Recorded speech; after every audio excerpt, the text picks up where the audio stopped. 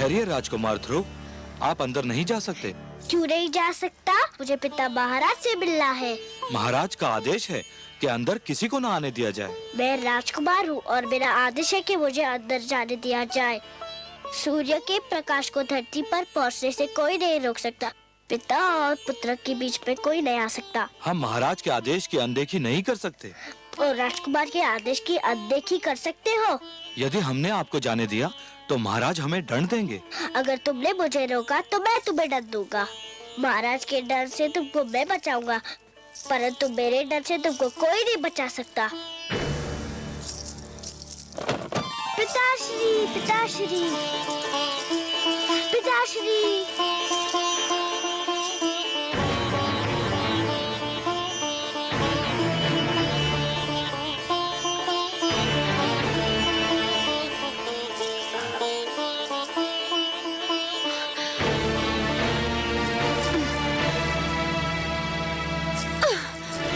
पिताश्री,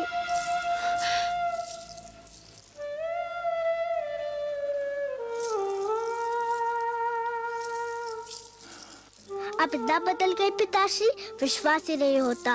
मैं तो आपका बड़ा लाडला पिता था, कितना प्यार करते थे आप मुझसे, और आज आपके सामने मुझे दिखाया गया और आप चुप रहे। जब आप युद्ध से लौटते थे तो सीधा माताश्री के पास जाते थे। आपकी बार आप मुझसे मिलने भी नहीं गए, ऐसा क्यों है पिताश्री? महाराज से क्या पूछता है? जाकर अपनी माता से पूछ कि महाराज जब उसके पास क्यों नहीं आते। आप भी तो माता है, आप भी बता दीजिए ना। मैं तो तेरी छोटी माता हूँ। माता छोटी बड़ी नहीं होती, माता तो बस माता होती है।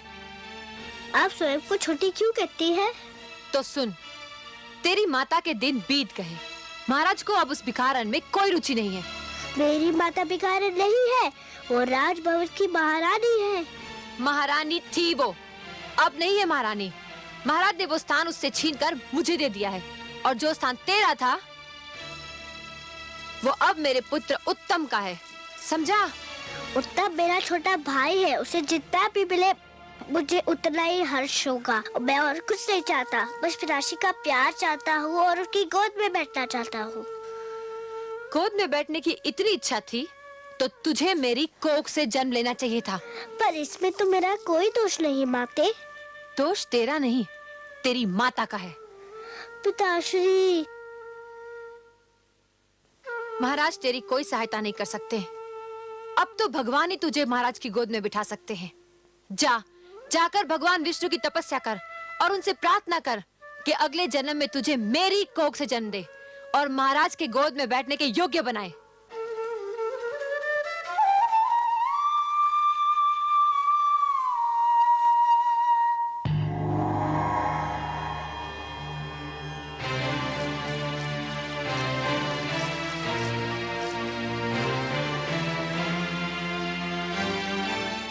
आंखें खोलिए परम श्रेष्ठ,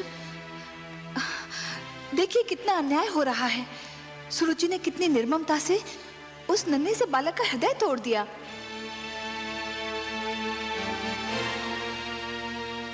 देख रहा हूं महादेवी।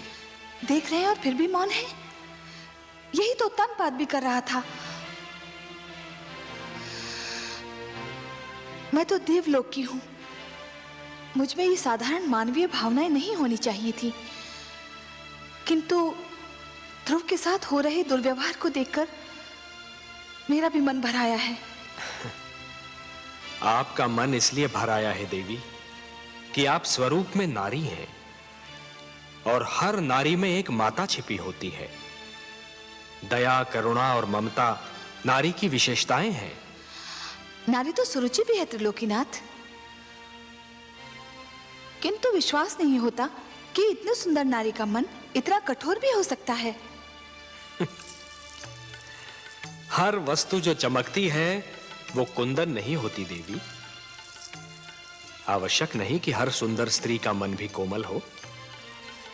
सुरुचि लालसा की मूर्ति है, परंतु ध्रुव के साथ जो कुछ हो रहा है उसमें सारा दोष सुरुचि का नहीं है। सबसे बड़े दोषी तो महाराज उत्तानपाद हैं। परिवार मानव समाज की सबसे छोटी परंतु सबसे महत्वपूर्ण इकाई है। हमने पृथ्वी पर रहने वालों के लिए कुछ नियम दिए हैं और उनके अनुसार एक पिता परिवार का स्वामी होता है। पुत्र को प्यार देना, उसका संरक्षण करना पिता का कर्तव्य है। परंतु महाराज उत्तानपाद सुरुचि की सुंदरता पर मोहित होकर अपने कर्तव्यों से मुख मोड़ रहे हैं देवी। एक पिता ब्रह्मा भी होता है और विष्णु भी। वो जन्म भी देता है और पुत्र का पालन पोषण भी करता है।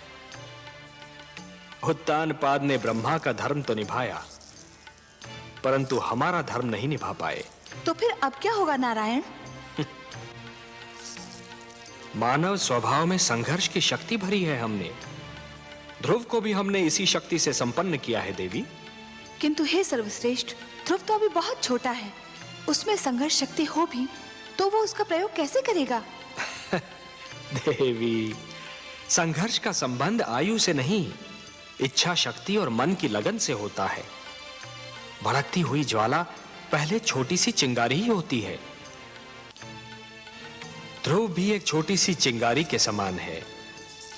यदि उसे भड़कती ज्वाला बनना है तो उसे स्वयं की शक्ति को पहचानना होगा।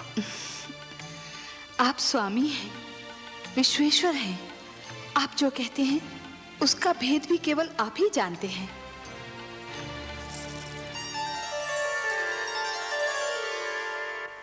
इसीलिए मैं तुझे वहां जाने से रोक रही थी। मैं जानती थी कि तू महाराज से मिलने जाएगा तो दुख लेकर ही लौटेगा। रानी सुरुचि के मन में हमारे लिए जलन और घृणा के सिवा और कुछ नहीं। छोटी माँ ने जो किया मुझे इसका दुख नहीं है माँ। दुख तो इस बात का है कि पिताश्री भी बस चुप रहे।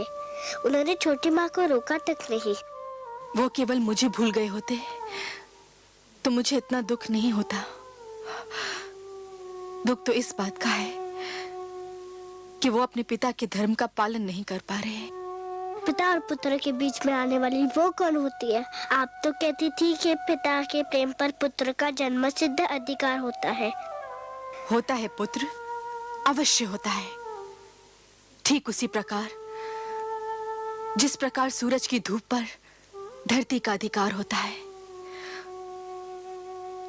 किंतु कभी कभी काली घटा यूं सूरज की धूप और धरती के बीच आ जाती है, जिससे सूरज की धूप धरती तक नहीं पहुंच पाती। रानी सुरुचि भी वो काली घटा है जिसने पिता के प्रेम को पुत्र तक पहुंचने से रोक रखा है। मैं तो उनका बहुत आदर करता था, पर उन्होंने आपको बेकारन कहा तो मुझे बहुत बुरा लगा। आश्चर्य तो ये है कि पिताश्री भी इस पर भी कुछ नहीं बोले। भूल जाओ पुत्र, भूल जाओ इन बातों को। कुछ विष स्वाद में मीठे होते हैं, किंतु होते तो विष है ना। महाराज पर भी ये भेद एक दिन अवश्य खुल जाएगा कि रानी सुरुचि एक मधुर विष है। मैं भगवान विष्णु से प्रार्थना करती हूँ कि महाराज की आंखें खुल जाएं। भगवान विष्णु? छोटी माँ भी यही नाम ले रही थी कि मुझे पिताश्री के गोद में बैठने का अधिकार अब भगवान विष्णु ही दिला सकते हैं। हाँ पुत्र, महाराज की गोद तो क्या, वो अपनी गोद में बैठने का भी अधिकार दिला सकते हैं। वो महाराजाओं के महाराज हैं, सम्राटों के सम्राट हैं, परम बलवान, सर्वशक्तिमान है। पुत्र, तुम देखोगे वो कैसे लगते हैं। हाँ, आओ आओ।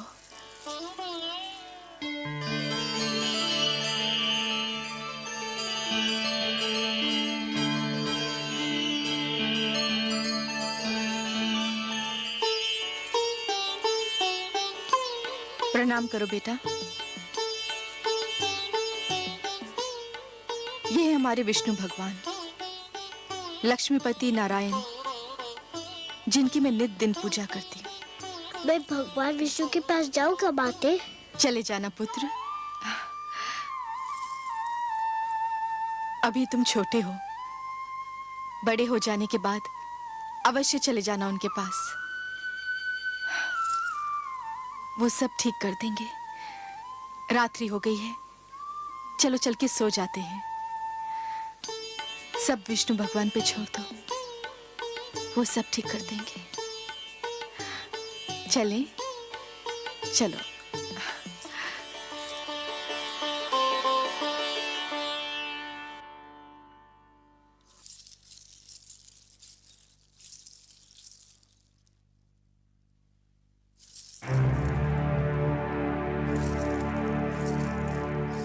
कहाँ चले महाराज?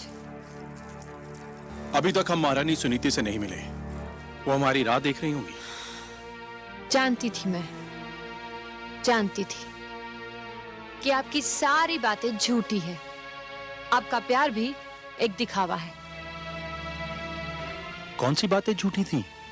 यही कि सुरुचि, तुम्हारे पास आकर मैं सारे संसार को भूल जाता हूँ। सब झूठ।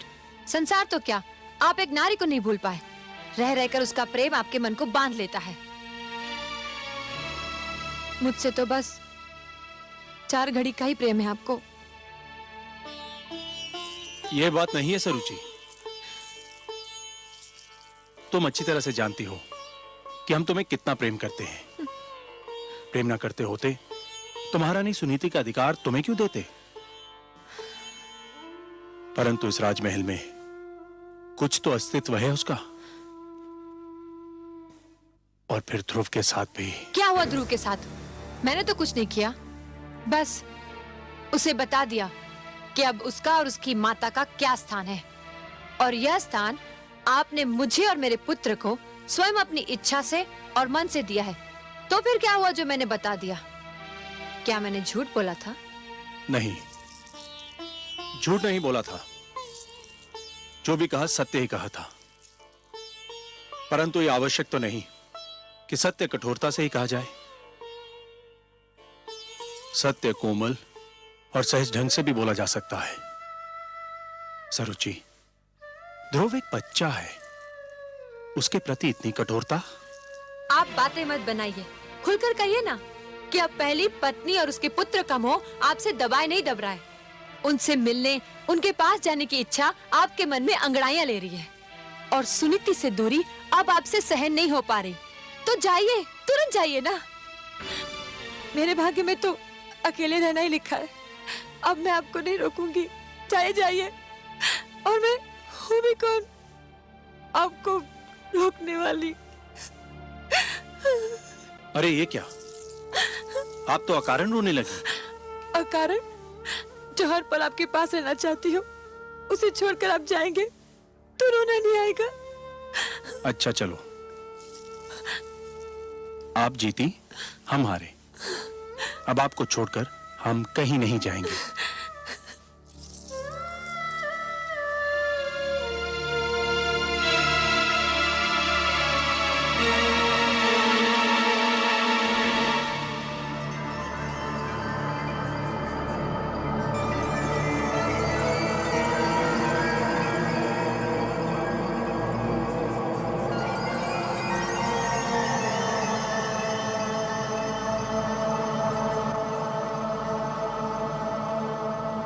महाराज तेरी कोई सहायता नहीं कर सकते।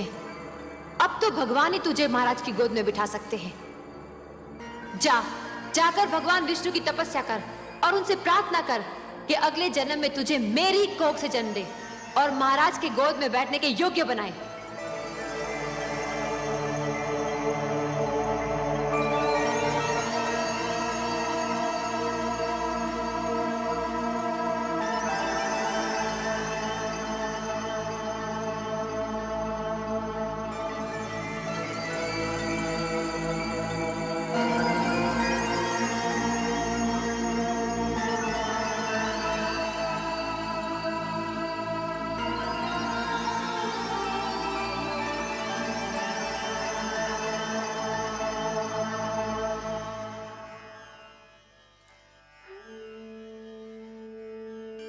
वो महाराजाओं के महाराज हैं, सम्राटों के सम्राट हैं, परम बलवान, सर्वशक्तिमान है।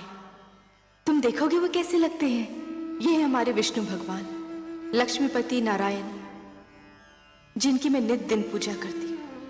महाराज की गोद तो क्या, वो अपनी गोद में बैठने का भी अधिकार दिला सकते हैं। हे विष्णु भगवान, मैं तुमसे मिलने आ रहा हूँ, मगर मुझे ये तो पता नहीं कि तुम कहाँ रहते हो। मगर तुम जहाँ भी रहते हो मैं तुम्हें ढूंढ निकालूंगा।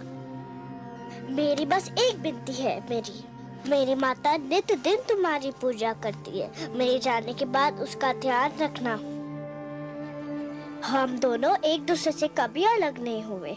वो मुझे पास ना पाएगी तो व्याकुल हो जाएगी। उसकी ढाढ़स बढ़ाना प्रभु, उसे रोने मत देना।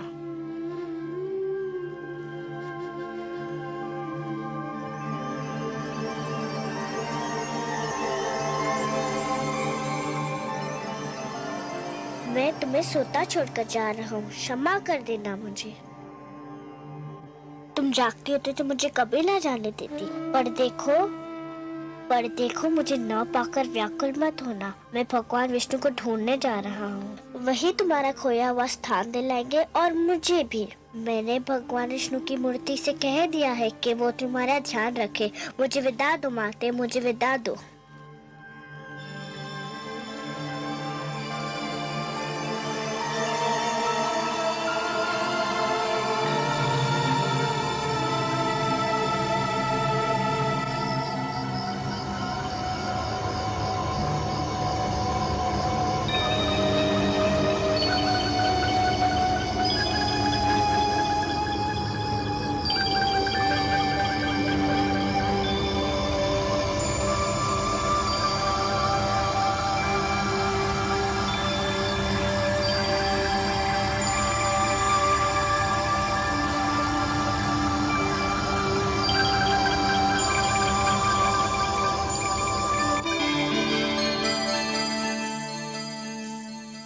हे प्रभु, देखिए नन्हा ध्रुव रात्रि के अंधेरे में राजभवन को छोड़कर आपकी खोज में निकल गया है। हाँ देवी, वो अपने मन की लगन को दबा नहीं पाया। परंतु हे सर्वव्यापी, वो तो क्षीर सागर का मार्ग भी नहीं जानता। देवी, एक यात्री के लिए सबसे कठिन क्षण वो होता है जब वो किसी अनजान यात्रा के उद्देश्य से मार्ग पर प्रथम पग धरता है। फिर तो मार्ग में सहस्त्रों घने पेड़ मिल जाते हैं जो उसके पैरों तले शीतल छांव बिछाने को तैयार रहते हैं। फिर मार्गदर्शक भी मिल जाता है, और मार्गदर्शक तो गुरु होता है देवी। परंतु हे सर्वश्रेष्ठ, वो तो अभी एक बालक है। उसे इस यात्रा में कितना दुख झेलना पड़ेगा। महादेवी, बूंद जब किसी मेघ की गोद से निकलती है तो उसके मन में असंख्य आशंकाएं होती हैं। सोचती है कि उसका अंत क्या होगा। क्या वो किसी मरुस्थल की सुलगती रेत पर गिरेगी और सूख जाएगी, या किसी सुलगते अंगारे पर गिरेगी और भस्म हो जाएगी, या फिर किसी कांटे पर गिरेगी और उसका शरीर छलनी हो जाएगा। क्या होगा उसका अंत। परंतु जब वो किसी सीप के मुख में गिरती है और मोती बन जाती है, तब उसे यह ज्ञान होता है कि उसकी यात्रा शुभ थी। आपकी बातें आप ही जाने परमेश्वर, किंतु आज्ञा हो तो एक बात कहूं। आप तो हमारी अर्धांगिनी है। हमसे कुछ कहने के लिए आपको हमारी अनुमति और आज्ञा की आवश्यकता नहीं है देवी। कहिए, अवश्य कहिए। यदि ध्रुव पर राह में कोई संकट आया तो मैं चुप नहीं रहूंगी। मैं इस खेल में कूद पड़ूंगी और आप मुझे रोकिएगा मत। नहीं रोकेंगे, परंतु एक बात का ध्यान तो आपको भी रखना होगा देवी। कौन सी बात? कि नियमों को बनाने वाले स्वयं उनको तोड़ा नहीं करते। मैं समझी नहीं त्रिलोकीनाथ। मानव के भाग्य विधाता ब्रह्मा है। आप ब्रह्मा के लिखे को बदलने की चेष्टा न कीजिएगा देवी। ध्रुव हमको ढूंढता हुआ आ रहा है, और इस राह में उस पर वही बीतेगी जो ब्रह्मा ने उसके भाग्य में लिख दी है। वो हम तक पहुंच पाएगा या नहीं, ये तो केवल ब्रह्मा ही जाने। परंतु इस बालक के लिए आपके मन में इतना स्नेह क्यों उमड़ रहा है देवी? मैं नहीं जानती प्रभु, पर न जाने क्यों ऐसा लगता है जैसे ध्रुव मेरी ही संतान हो। इतना महान स्थान दे दिया उसे आपने। क्यों? क्या वो इस स्थान के योग्य नहीं? इतनी छोटी सी आयु में इतना बड़ा निर्णय, इतना दृढ़ निश्चय, ये सब महानता के लक्षण नहीं है तो और क्या है? उसे अपनी महानता सिद्ध तो कर लेने दीजिए। अवश्य, परंतु ध्रुव पर अगर कोई संकट आया तो मैं सहन नहीं कर पाऊंगी। ऐसा कब तक चलेगा दलनायक जी? क्यों, क्या हुआ? क्या हुआ? अरे इतने दिन हो गए कोई भी यजमान हाथ नहीं आया। अगर यही दशा रही तो हम सब भूखे मर जाएंगे। बात तो तुमने ठीक कही है मित्र, पर क्या किया जाए? लगता है यात्री ये मार्ग ही भूल गए हैं।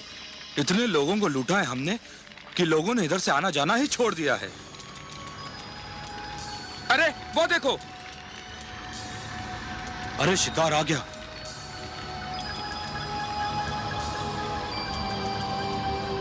वन देवता ने सुन ली हमारी। कोई बालक है? कोई भी हो, लगता धनी है। सारा शरीर गहनों से ढका है। गहने छीनकर ठिकाने लगा देंगे।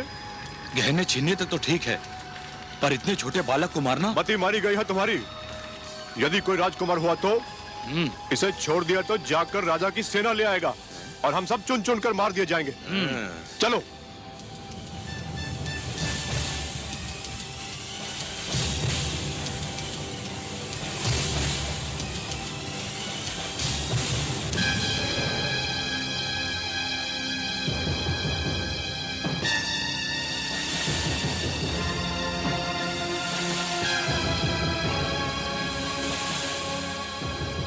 कौन है आप लोग? हम डाकू हैं। क्या चाहते हैं आप लोग? तुम्हारे आभूषण, अपने आभूषण उतार कर हमें दे दो। ले लीजिए, केवल मुझे एक बात बता दीजिए। क्या बात? मैं अपने सारे आभूषण आपको दे दूंगा। मुझे बस ये बता दीजिए कि भगवान विष्णु कहाँ रहते हैं। भगवान विष्णु? हाँ, मैं उनसे मिलना चाहता हूँ। आपको तो पता होगा कि वो कहाँ रहते हैं। हाँ, क्यों नहीं, क्यों नहीं। हम तुम्हें जरूर उनके पास ले चलेंगे, पर पहले अपने ये आभूषण हमें दे दो।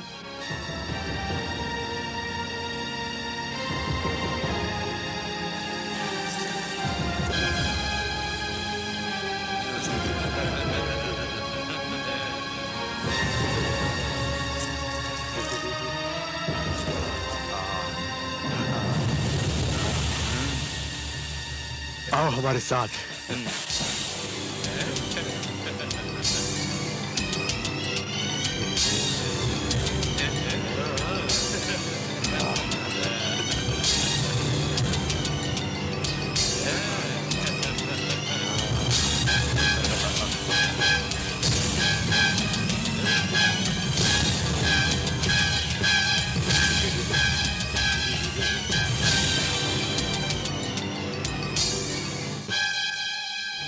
यहाँ से तुम सीधा विष्णु के पास पहुंच जाओगे।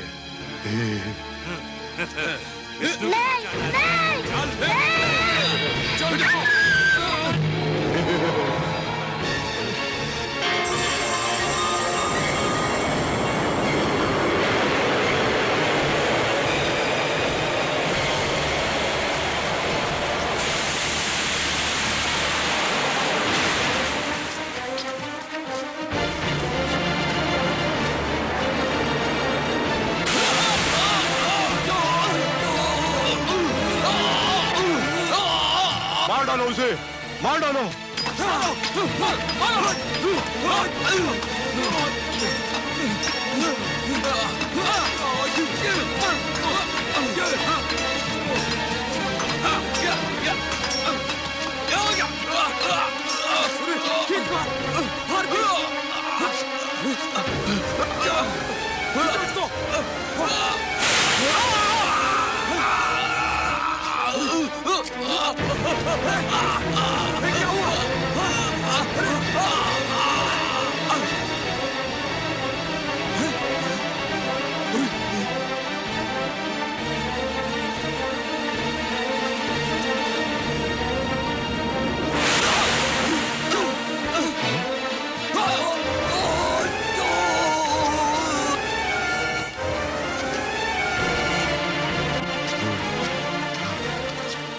सांप को ढूंढो, उस बालक को भी ढूंढो।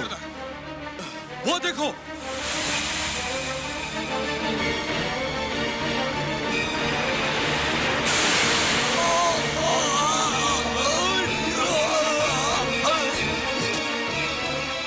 सांप को ढूंढो, उस बालक को भी ढूंढो।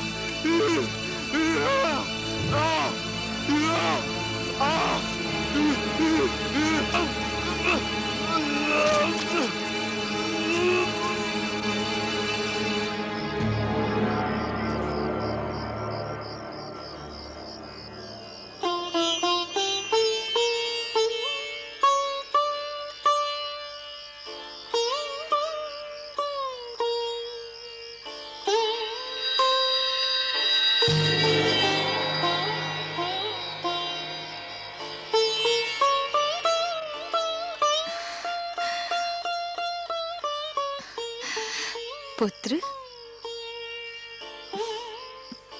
आप कौन है माता? तुमने तो माता कहकर स्वयं ही बता दिया कि मैं कौन हूँ। अब मैं क्या बताऊं? समझ लो तुम्हारी माता ही हूँ। इन लोगों को क्या हुआ? इनको इनके किए का दंड मिल गया। ये लुटेरे थे और तुम्हें मार डालना चाहते थे। परंतु ये बताओ, इतनी रात्रि को तुम अकेले कहाँ जा रहे थे? मैं भगवान विष्णु से मिलने जा रहा हूँ। मेरी मानो तो तुम घर लौट जाओ, अभी तुम बहुत छोटे हो। मैं उनसे मिले बिना घर नहीं जाऊंगा। अच्छा, अब रात्रि बहुत बीत चुकी है। भोर होते ही ढूंढ लेना अपने भगवान विष्णु को। आपको पता है कि भगवान विष्णु कहाँ रहते हैं? मुझे उनसे मिलने का मार्ग बता दीजिए तो आपकी बहुत कृपा होगी।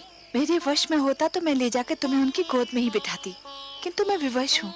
सुनो पुत्र, तुम थक गए होगे, तनिक विश्राम कर लो। विश्राम तो मैं अपने भगवान विष्णु से मिलने के पश्चात ही करूँगा।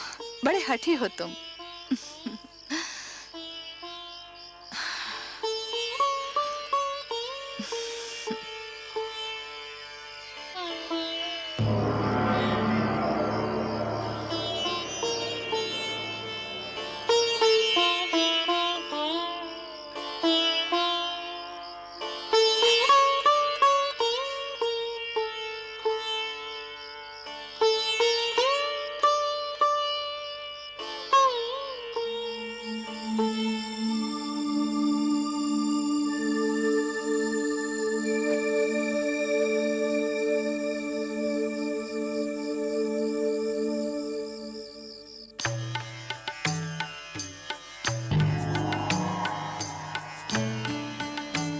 आइए महादेवी, आइए। आज तो आपने हमको भी अचरज में डाल दिया। अचरज में? और वो भी आपको मायापति? मेरी किस बात से आपको आश्चर्य हुआ? शीतल जल यदि दहकती अग्नि बन जाए, चंद्रमा ठंडी चांदनी के स्थान पर यदि तपती धूप छिटकाने लगे, पुष्प की कोमल पंखुड़ी यदि धारदार कटार बन जाए तो आश्चर्य नहीं होगा देवी। अपने पुजारियों पर धन की वर्षा करने वाली देवी को जब हमने ध्रुव के शत्रुओं पर विष की वर्षा करते देखा तो हमें भी कौतूहल हुआ। मैं क्या करती नारायण, मुझसे रहा नहीं गया। वो हत्यारे अगर ध्रुव के प्राण ले लेते तो मैं स्वयं को कभी क्षमा नहीं कर पाती। आप जानते हैं ना, वो हत्यारे ध्रुव के प्राण लेना चाहते थे। जानता हूं, भली भांति जानता हूं, और कुछ और भी जानता हूं। क्या? यही कि हो सकता है कि विधाता ने ध्रुव के भाग्य में यूं मरना लिखा ही न हो। उसके भाग्य में यह लिखा हो कि आप उसके प्राणों की रक्षा करेंगी और अपने ममतामयी हाथों से उसे थपकियां देकर सुलाएंगी, क्योंकि देवी होता तो वही है जो भाग्य में लिखा है। मैं नहीं जानती, लेकिन उस बालक को देखकर मेरे मन में ममता का सागर उमड़ने लगता है। नारायण, वो कितनी लगन से आपको ढूंढ रहा है। आप स्वयं जाकर उसे अपने दर्शन क्यों नहीं देते? हम विधाता के कार्यों में हस्तक्षेप नहीं कर सकते देवी, विधाता के कार्यों में हस्तक्षेप नहीं कर सकते। ध्रुव को वो सब मिलेगा जो उसके भाग्य में लिखा है। आपका लाडला अब जागने वाला होगा, धरती पर भोर होने वाली है। भोर होते देखकर मेरा मन कांप रहा है। क्यों देवी, किस कारण? भोर हुई और सुनीति ने अपने लाल को ना पाया तो उसकी क्या दशा होगी? वो तो दुख से पागल हो जाएगी।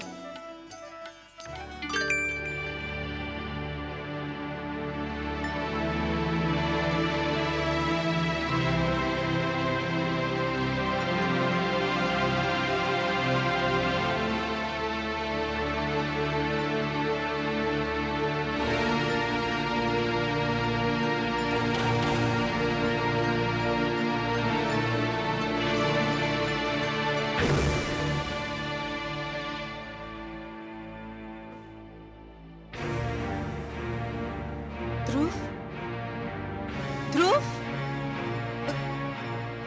पुत्र ध्रुव, ध्रुव, ध्रुव, कहाँ हो तुम? ध्रुव,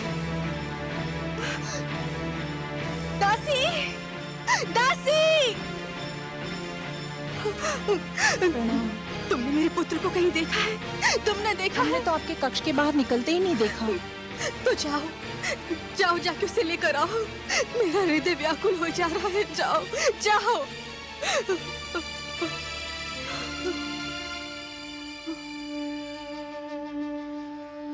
महाराज ध्रुव को अवश्य ढूंढ निकालेंगे। हाँ, मुझे महाराज के पास जाना चाहिए। मुझे महाराज के पास जाना चाहिए। क्षमा करें महारानी, किंतु आप महाराज से ना मिले तो अच्छा है। ना मिलो उनसे? क्यों ना मिलो उनसे? पता नहीं वो आपसे मिले भी या ना मिले। रानी सुरुचि भी उनके पास उनके कक्ष में है। रानी सुरुचि ने आपसे ना मिलने दिया तो आपको दुख होगा। संतान के खो जाने से बड़ा दुख और क्या हो सकता है? इससे बड़ा दुख मुझे और कोई क्या दे सकता है? महाराज ध्रुव के पिता हैं। मुझे उनसे मिलना ही चाहिए।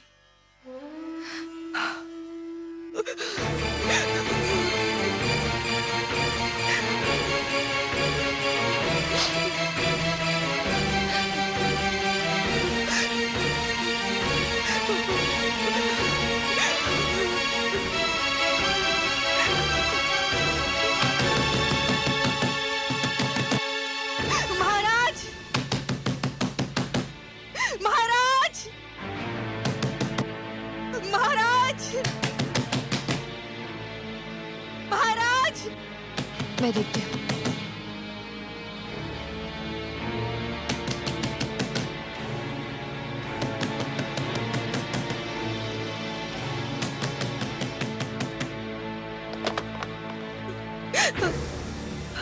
महाराज,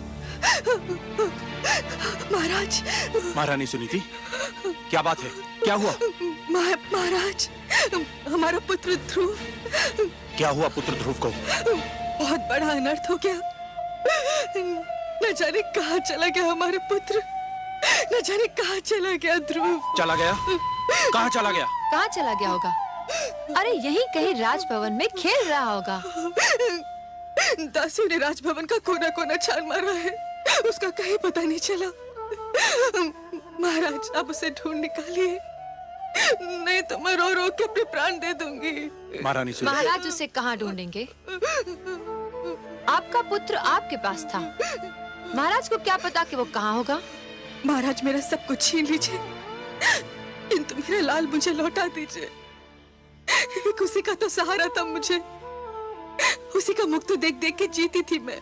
धीरज रखिए महारानी सुनीति। कैसे धीरज रखूं, कैसे धीरज रखूं? उसने कहा था कि वो भगवान विष्णु से मिलना चाहता है। मैं समझी कि वो बचपने में कह रहा है। भगवान विष्णु से मिलने? हाँ, आपसे मिलने के पश्चात वो बहुत उदास हो गया था, न जाने कहाँ भटक रहा होगा वो। अगर वो मुझे नहीं मिला ना, तो मैं आपको कभी भी क्षमा नहीं करूंगी। मैं आपको कभी भी क्षमा नहीं करूंगी। मैं आपको कभी भी क्षमा नहीं करूंगी। महारानी सुनीति, महारानी सुनीति, महारानी सुनीति, महारानी सुनीति, महारानी सुनीति मूर्छित हो गई हैं। जल्दी से जल लेकर आइए। आपको दिखाने के लिए ढोंग कर रही है, ये सब आडंबर है।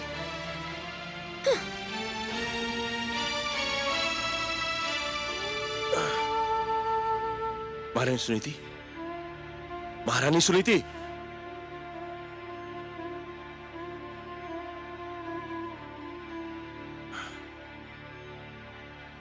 दासी जल्दी से जल लेकर आओ। महारानी सुनीति,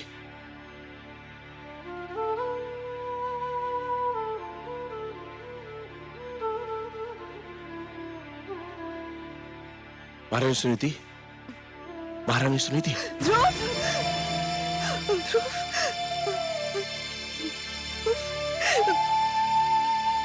पुत्र ध्रुव।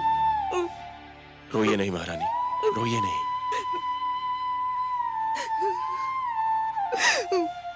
वो भगवान विष्णु से मिलने का हट कर रहा था। मुझे क्या पता था कि वो स्वयं ही चला जाएगा।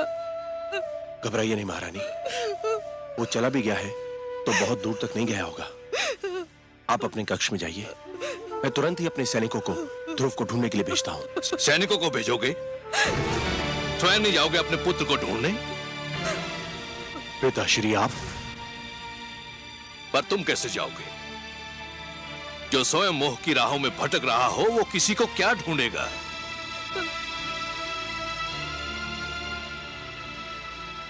हाथ मत लगाओ मेरे चरणों को, तुम इस योग्य नहीं हो। तुम तो इस योग्य भी नहीं हो कि मैं तुम्हें अपना पुत्र कहकर पुकारूं। उस मनु का पुत्र जिसने आचरण के आदर्श बनाए, जिसने राजधर्म को जन्म दिया, उसकी संतान का ऐसा पतन? धिक्कार है तुम पर, जिसके नाम पर धरतीवासी स्वयं को मानव कहकर धन्य होते हैं। मैं तो राजकाज और परिवार का भार तुम्हारे हाथ सौंपकर संतुष्ट हुआ था, पर कदाचित ये मेरी भूल थी। तुम इसके योग्य नहीं थे। परंतु पिताश्री, मैंने राजकाज का कार्य संभालने में कोई भूल नहीं की। मेरी प्रजा मुझसे प्रसन्न है। तुम्हारी प्रजा तुमसे प्रसन्न है? और ये नारी, क्या ये तुम्हारी प्रजा नहीं? केवल इसलिए कि इसने तुम्हारी पत्नी बनना स्वीकार कर लिया। क्या ये न्याय के उन अधिकारों से वंचित हो गई जो प्रजा को प्राप्त होते हैं? क्या ये तुमसे प्रसन्न है? क्या अपराध किया था इसने जो इस गुणवंती के अधिकार छीनकर तुमने उस गुणहीन को दे दिए? क्या तुम्हारा पुत्र तुम्हारी प्रजा नहीं है, जिसका अपमान देखकर भी तुम चुप रहे? और केवल आज तुम्हारे कारण वो अनजानी राहों में भटक रहा है। मुझसे भूल हो गई पिताश्री। भूल मान लेने से भूल के दुष्परिणामों का अंत नहीं होता। भूल सुधार चाहती है, लेकिन उसकी सारी संभावनाएं तुमने समाप्त कर दी हैं। पौत्र ध्रुव तुम्हारा घर छोड़कर जा चुका है। तुम्हारे परिवार में असंतोष है। और जो परिवार को संतुष्ट नहीं कर सका वो असंख्य प्रजा को क्या संतुष्ट करेगा? जिससे एक छोटा सा परिवार न संभाला गया वो इतने बड़े राज्य को क्या संभालेगा? धिक्कार है तुम पर। सारा विश्व जीतकर भी एक नारी की सुंदरता से पराजित हो गए। मैंने संपूर्ण राज्य की बागडोर तुम्हारे हाथ सौंपी थी, परंतु तुमने वो बागडोर अपनी दूसरी पत्नी को सौंप दी और कठपुतली की भांति उसकी उंगलियों के संकेत के दास बने बैठे हो। मुझे क्षमा कर दीजिए पिताश्री। क्षमा? प्रजा अपराध करे तो उसे क्षमा किया जा सकता है, परंतु राजा अपराध करे तो उसे क्षमा नहीं किया जा सकता। राजा का अपराध अपराध नहीं पाप होता है, और पाप के लिए क्षमा नहीं प्रायश्चित के दंड की आवश्यकता होती है, और राजा को यह दंड वो स्वयं ही दे सकता है। क्षमा याचना करो अपनी पत्नी सुनीति से, जिसके साथ अन्याय किया है तुमने, घोर अन्याय। जिस मनु की तपस्या महाप्रलय ने भी भंग नहीं की, तुमने अपने परिवार के साथ अन्याय करके वो तपस्या भंग कर दी और मुझे यहां आने पर विवश कर दिया। याद रखो तानपाद, यदि पुत्र वियोग में मेरी पुत्र वधू को कुछ हो गया तो तुम मेरे शाप से नहीं बच पाओगे। पिताश्री सुनिए तो सही। मैं कुछ नहीं सुनना चाहता। पिताश्री, पिताश्री मुझे इतना कड़ा डंडा दीजिए पिताश्री।